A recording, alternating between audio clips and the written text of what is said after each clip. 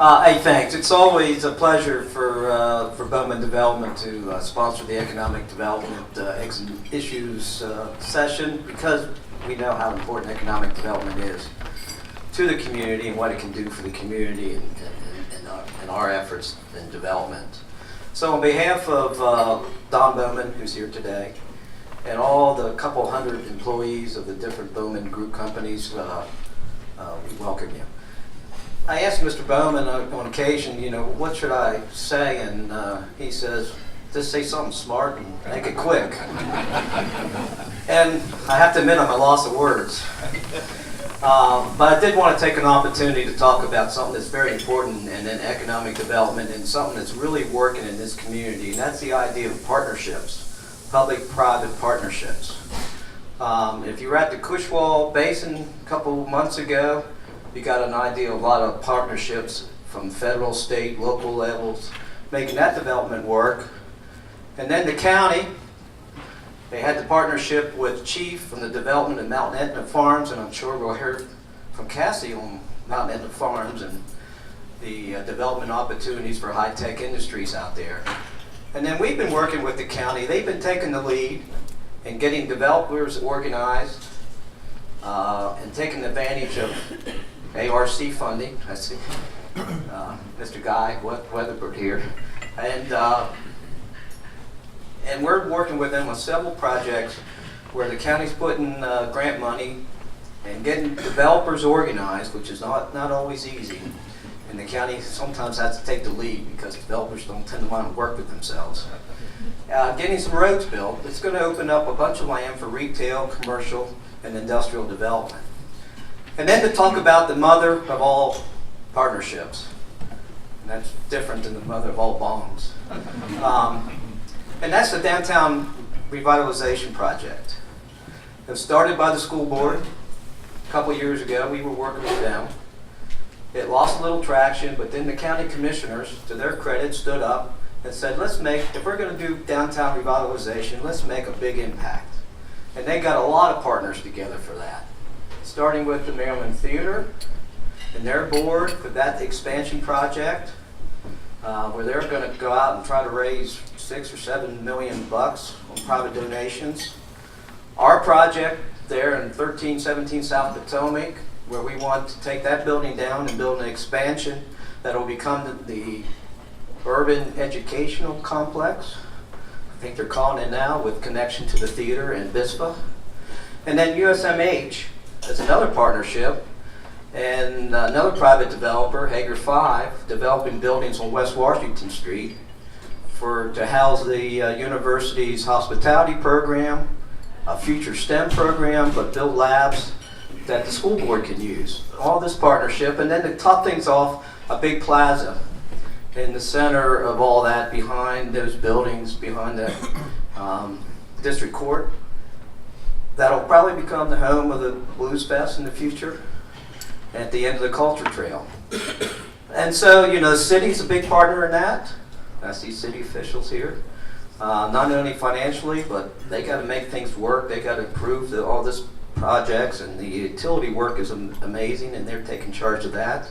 And then to top things off, it was the delegation, and the delegation really made this work, led by Andy Serafini and Delegate Wilson, and they're not here today. Getting the attention and really getting the governor to become a partner of this project, putting $7.5 million. So for all those partners and all those people, whether they're here or not, if we could just give them a hand for recognition of making something big happen.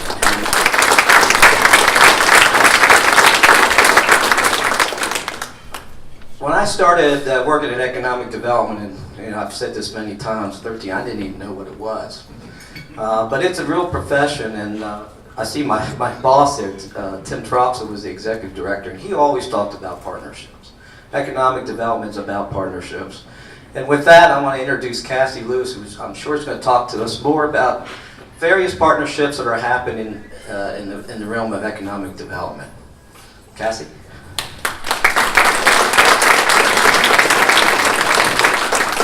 Oh, hey, just a plug.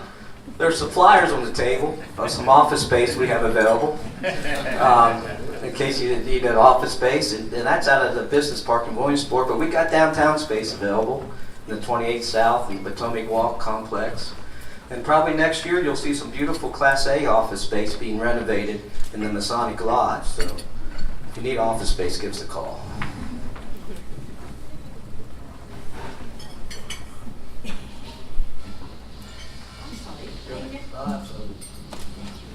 Well, top of the morning to everybody. And to get started, can I please have the folks from engineering, construction, and planning, and the county administration to stand, please, just for a second. Yeah, that table too. We're in the back, and county attorney, public works, finance. Can everybody stand back there, please? Just stand for a second. My EDC members who are here, Julie. Anybody else stand? Jill, nonprofits. Anybody nonprofits that are here? University of Maryland, SBDC, Hagerstown Community College. Who am I leaving out? What I want to say is thank you very much, because you guys are a vital part of what we do. The word team, the word partnership is so overlooked, but I just want to say we all play in the sandbox. We all help each other out. We're all committed to the economic vitality of this county. I just wanted you to be recognized, and I really thank you for coming today. And I also would like to invite you at any point in time, you got a question, you got a comment, speak right up, because we're all doing this together. Thank you.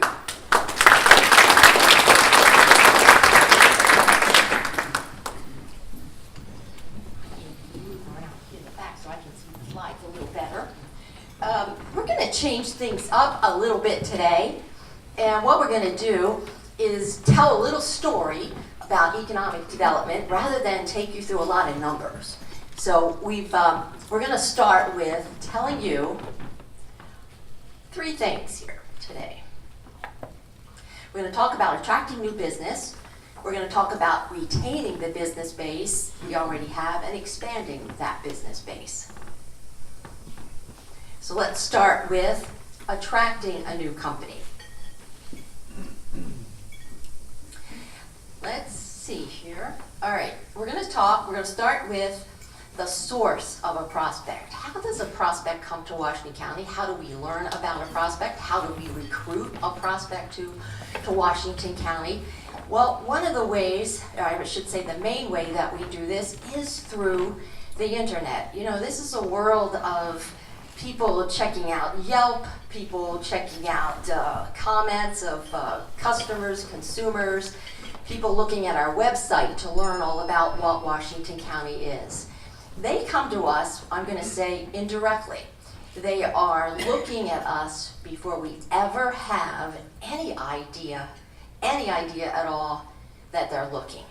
So they're looking on the internet to find out exactly where we're located, what the workforce is like, sometimes even what the climate is like, how much snowfall do we have in a year. They're looking at information about our workforce, about our school system, the way our kids perform through grade school, high school, and through college. They tend to come to us through a consultant. Used to be a long time ago, and some of the old timers in the room, Tim Troxel, can verify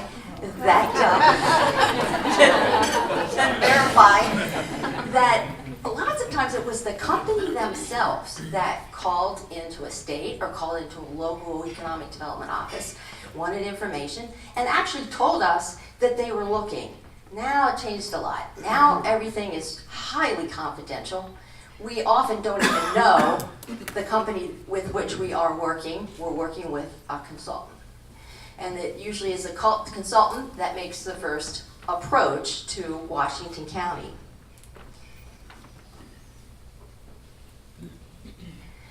Here, let's see. Some of the, let me talk a little bit more about the search method. So they've looked on the internet and they found out a little bit about us, and then they contact us. Usually, I'm talking about the consultant now. The consultant contacts us with what's called a request for information. We affectionately refer to that as an RFI. And an RFI is usually a very detailed survey questionnaire asking us all kinds of questions about the county. Again, we don't know who that company is. So we answer all of the questions, we submit that back to the consultant.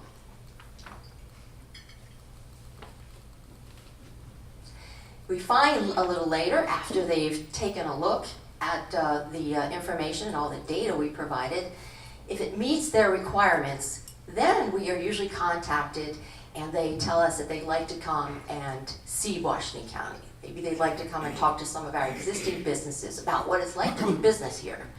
Sometimes they'll want to come in and they'll say, you know, we want to look at particular buildings and take a tour. So we usually, I say after certain requirements are met, then they do come and they take a look. And an interesting story I think here, and that is, we've recently had a prospect, again, we didn't know that they were looking, and we were contacted by the site location consultant. And the site location consultant said to us, we know what properties we want to look at. How did they do that? They went on the internet. All of our properties are on the internet, detailed information. They went on the internet, they selected the properties that they wanted to see. So they said, meet us at this particular building, this day, this particular time. And so that's what we did. But we also added a couple of pieces there, and we called in some of our partners, which are really important here. Who were they in this case? In this case, they were one of our county commissioners. They were the mayor of Hagerstown. They were Jill Frick from Economic Development, Bob Manley from my office, and myself. And we met with that prospect at the building. Here's an important point, I think, about how important our resident businesses are and how important it is to keep them here and keep them satisfied. The owner of the building that was for sale is a resident company here. Now he's got his building out for sale. So the prospect says, why are you selling the building? Good question. This particular company says, I'm selling the building because I've been here for a good number of years. I've been able to expand and grow my business. I have moved to a bigger building. And then, unsolicited, that particular company steps up to the plate and tells the consultant and the prospect how good the county and the city have been to his company in helping him grow and expand. You can't pay for that advertisement. You can't pay for that kind of endorsement. Because it's not coming from your county salespeople, it's coming from a company that already lives here.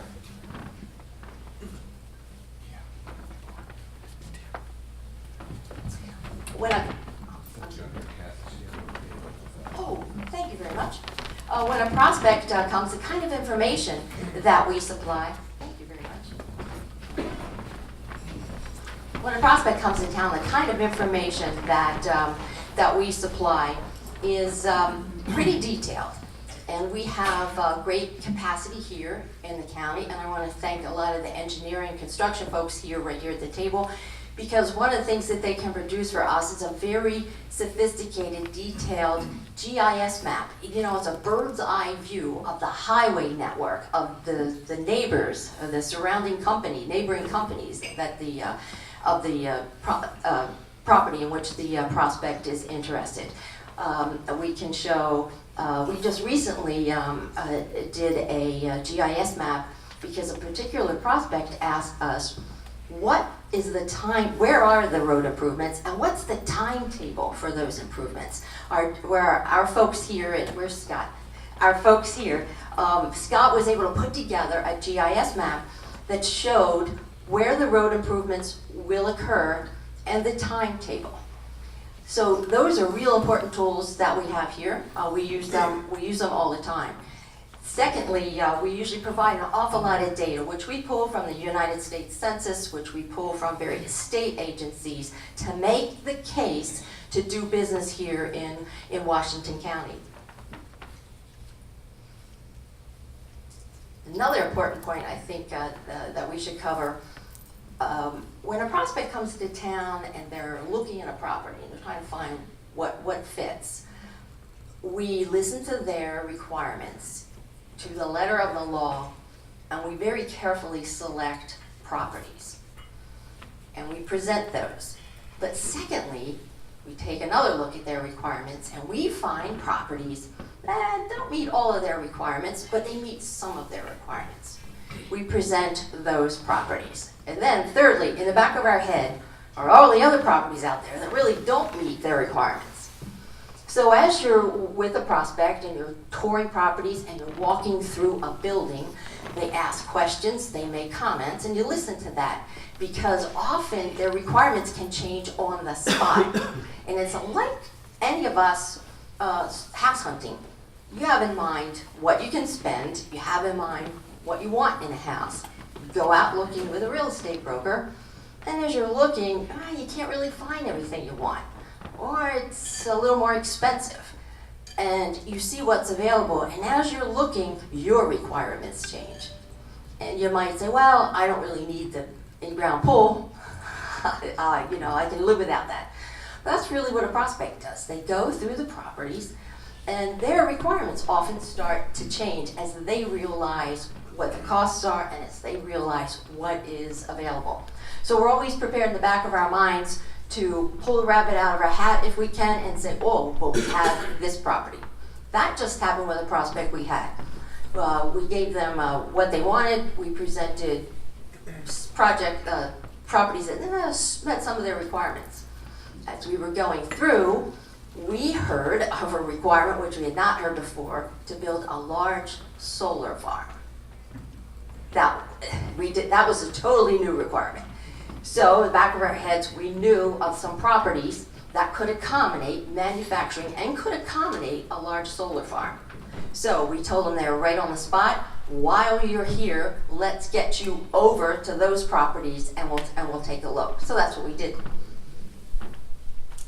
I would also like to say that at the end of all that process, you have a number of specific deliverables because you've met with a prospect, you've heard what their needs are, you heard what they like, you heard what they don't like, and then you get together with your other partners, which are here in the room, and you follow up and you provide that extra information that you didn't have, or new questions that popped up and you hadn't maybe provided that information. You follow up and you get that information from them. Now I'm going to switch gears a little bit. We'll talk a little bit about the drivers of a decision. How does a company come to make a decision about where to locate? First and foremost, it's got to be geography. Can they serve their market from Washington County? Example would be one of our recent prospects has a manufacturing plant in the Midwest. He's looking to build his customer base along the East Coast. Well, we are smack dab in the middle of the East Coast. So he comes here to take a look. Secondly, is going to be, do we have the real estate that meets his needs? Do we have the size building? Do we have the size parcel that he needs to build his particular building? Sometimes this is where we run into a little bit of a challenge. Let me get back a little bit. Let me talk about, still get a lot of questions about Procter & Gamble.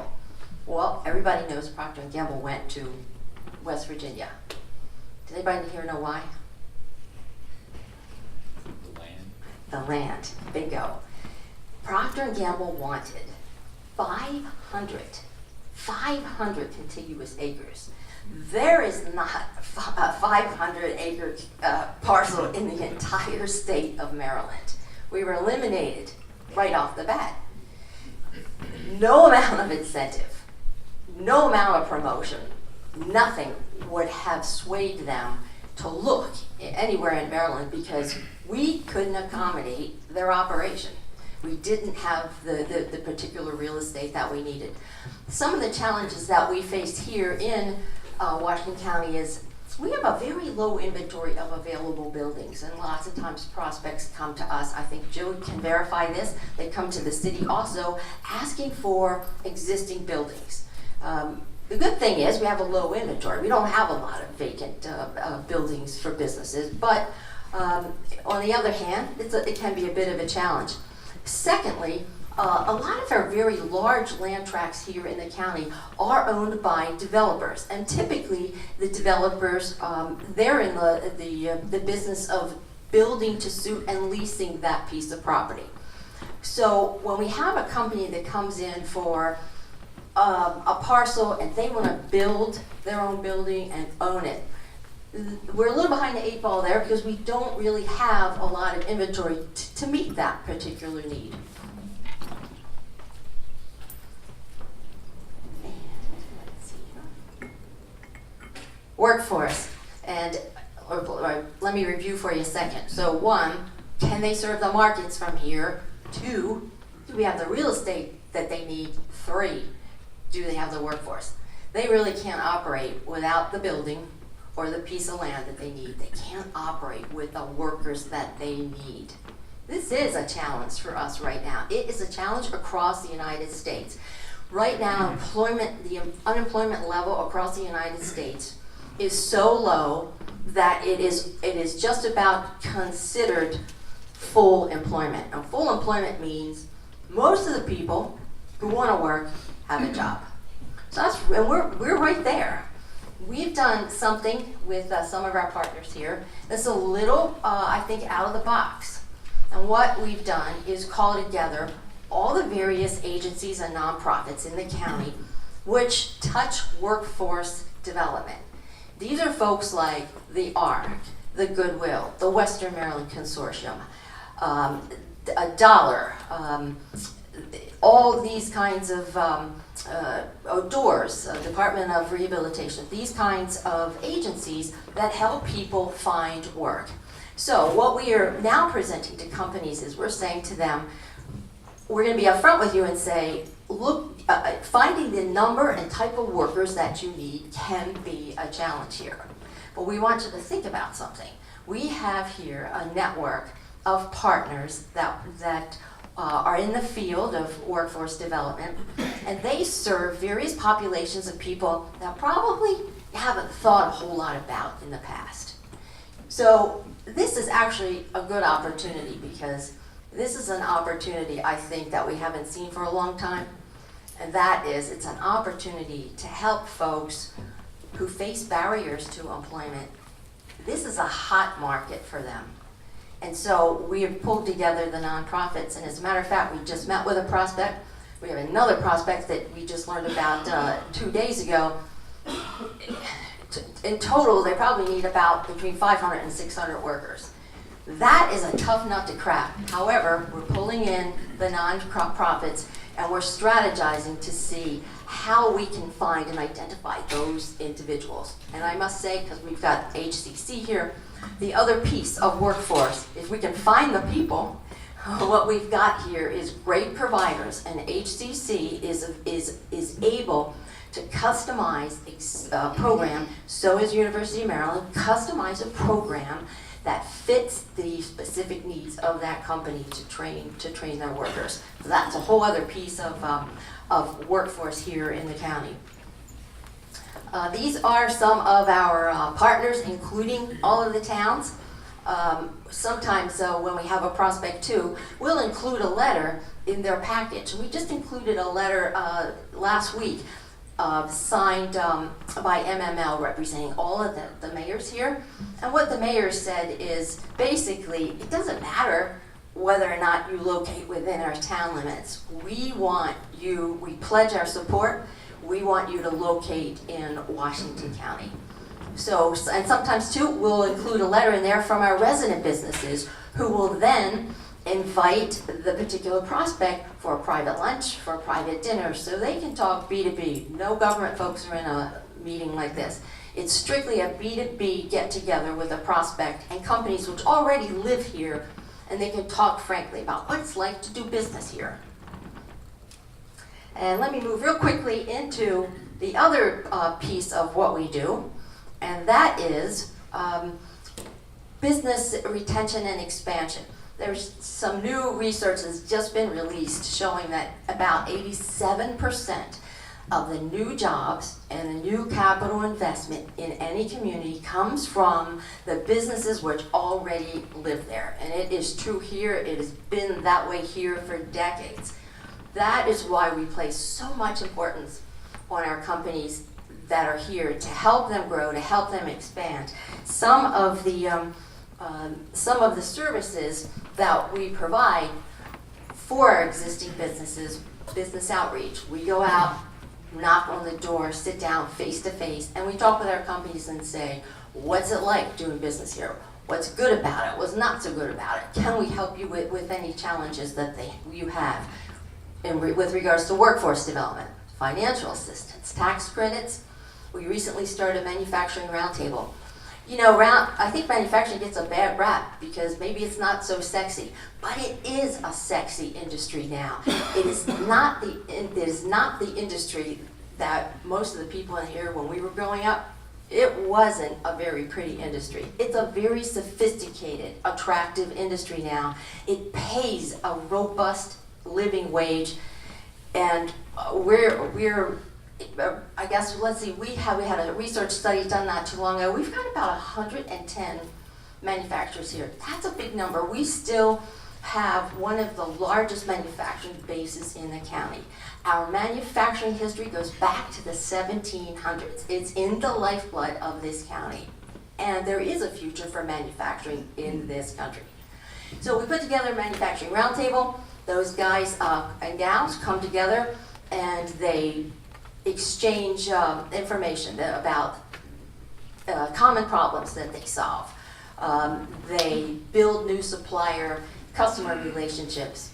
Most importantly, I think, it serves as a platform where they can influence policy and legislation on matters that matter to manufacturing.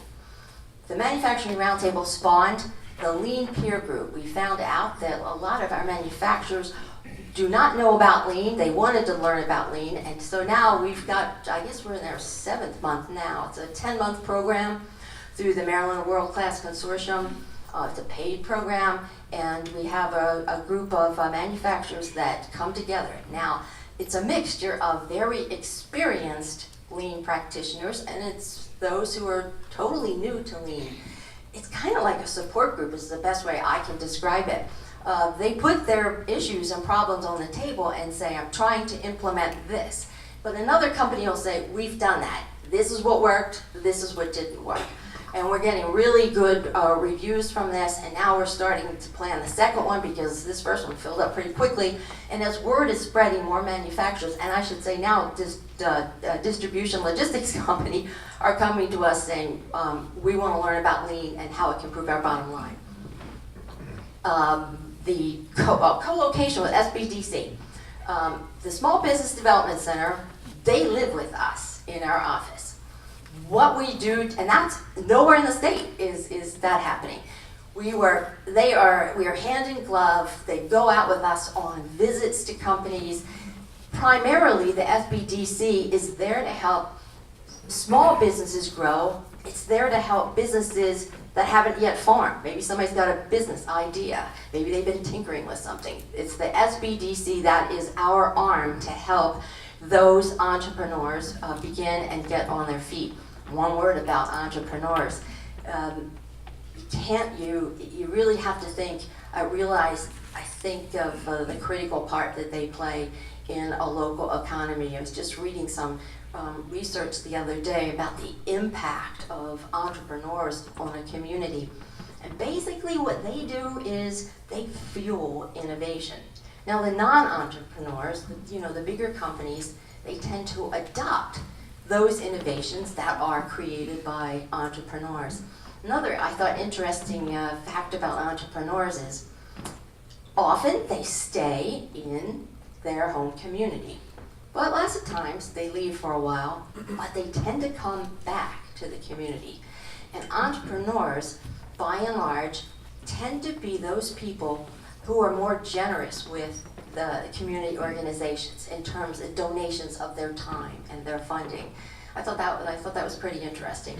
But they are also very important to us. We have the Entrepreneur Council of Washington County. This is a big partnership. You may have seen a number of months ago we had our version of Shark Tank. So we're going to continue with that. And we're working at a lower level too with high schoolers, because that's where you need to start kids thinking about ideas and maybe how they can innovate and maybe how they could start a business.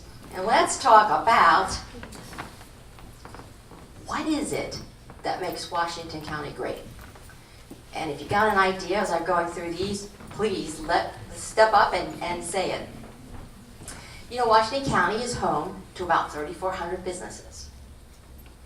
We have a bond rating. Where is Deborah Murray? I think I saw it. Deborah Murray. We need to thank Deborah Murray and her group for the work that they do in making sure that this county is fiscally sound and that we're doing the right things. And it shows in our bond rating. That bond rating, it says a whole lot to a company. It says that we are fiscally well managed. And it says in the long run, this is where you want to be. You don't want to be in a state or an area that another county or something that is looking at a pension liability, a big pension liability down the road. Because what does that mean? That means you're looking at a big raise in taxes somewhere. Well, that doesn't happen here. And I think that our bond rating is a major tool. We use it all the time to sell Washington County. We have a diverse workforce. We have a shortage of workers, yes, but we have a very diverse workforce where we can accommodate a wide range of industries here. We have a school system here, and they do this quietly, because you probably don't realize it. But they go with us to the companies here in Washington County, and they ask the companies, what do you need in a future workforce?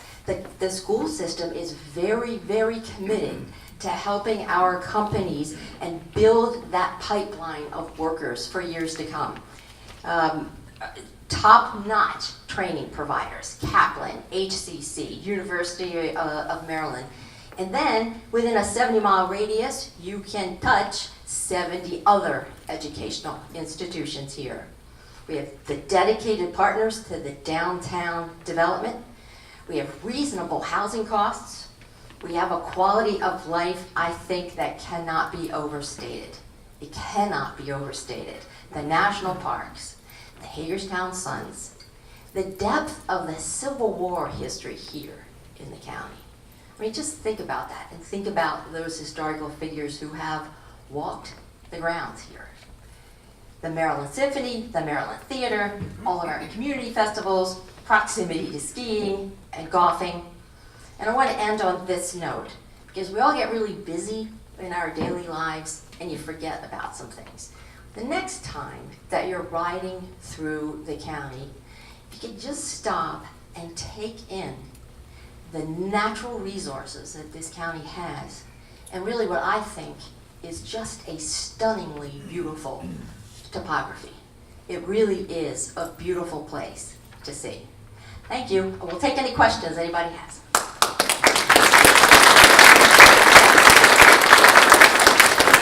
Or comments? Questions, comments, Cassie? I have a question. Sure. What external advertising do you do? I know you had indicated that most people come to you indirectly, but do you do any advertising? The question was, what kind of advertising do we do? Well, we do two things. One is we keep, part of our advertising is our real estate base on the website. It has to be up to date. We've got photos, all kinds of information. That really is number one. Secondly, all of the data that is provided on our website is another way that we reach outside and that we do market. Right now, I can talk a little bit about Mount Etna. What we tend not to do is we don't do a shotgun approach, because we don't really want to be shooting in the dark, to use a hunting phrase. We like to be a little more stealth and a little more strategic. So for example, Mount Etna, which Rob mentioned, that's one of our, that's just about our newest park. And that's a park where we want to begin to see a little bit of a sea change here, where we attract more high-tech technology firms, cybersecurity, which HCC is promoting along with their program with Johns Hopkins, biohealth. So what we're doing in that case is we're working closely with Chief and our PR department here at the county to develop a marketing advertising campaign. And then we're also going around and we're talking to some of the site location consultants that handle cybersecurity companies, that handle bio companies. And we're saying to them, what is it? What's our pitch? How do we frame Washington County to attract these companies? So we're in the midst of picking their brains and trying to figure out how do we reach those companies? So in answer to your question, it's targeted marketing. It's very specific, and we're trying to be strategic so that it's very expensive to advertise. We want to make sure that we hit the target that we want. Well, I don't know if this will help, but I have a couple thousand contacts on LinkedIn that's geared towards the supply chain industry. So we should probably talk and connect and see how we can harvest that. Yes, we should definitely talk and see how we can harvest that. Thank you. Anybody else? Yes. I just want to say, one of the attributes of our area has always been its location, from back to the original national road to the development of the railroads, the interstate system, and now the infrastructure of the information highway.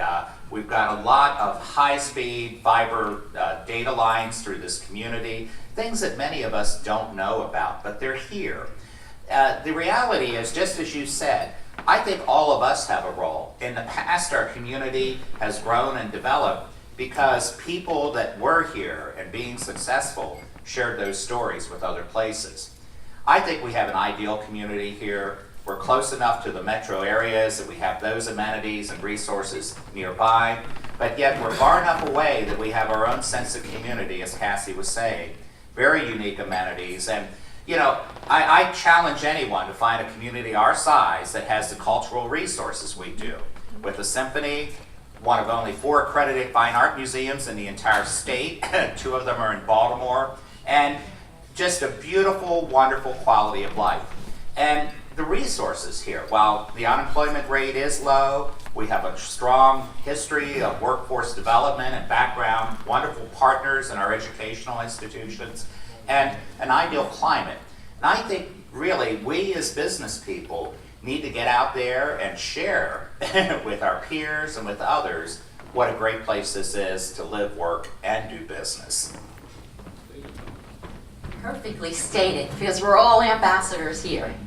Thanks, everybody. Really appreciate it, and I particularly appreciate the folks from the county who are here today. We don't do it alone, and we couldn't do it if we didn't have your help and your support. So thank you.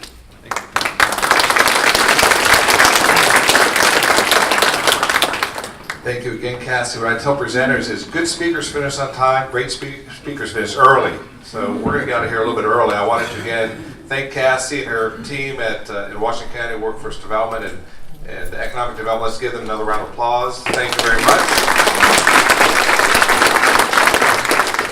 And Rob Fareed, Don Bowman, the rest of the team at Bowman Development, all their organizations, thank you for your support today and ongoing in the community. Let's give them a round of applause. We appreciate it. Thank you. And it was mentioned by a number of folks about partnering, and Andrew Sargent, our very own, talked about it being a team sport. It is a team sport. We have, as you heard, many great opportunities to offer folks from not only in the community but around the state and outside the state. We talked about the private sector, public sector, education partners, nonprofits, and a great quality of life. And I would echo what Al has said. I would ask anyone to find a better place to be in this regional area to do all these great things we like to do. And I think we're fortunate. Let's continue to work and collaborate together to grow the workforce, grow the private sector, grow the nonprofit community. I think we have a lot to offer. So thank you for coming out today. You have an extra few minutes. If you're supposed to be somewhere at 9, you got an extra few minutes to relax and a cup of coffee. Thank you. Have a good rest of the week.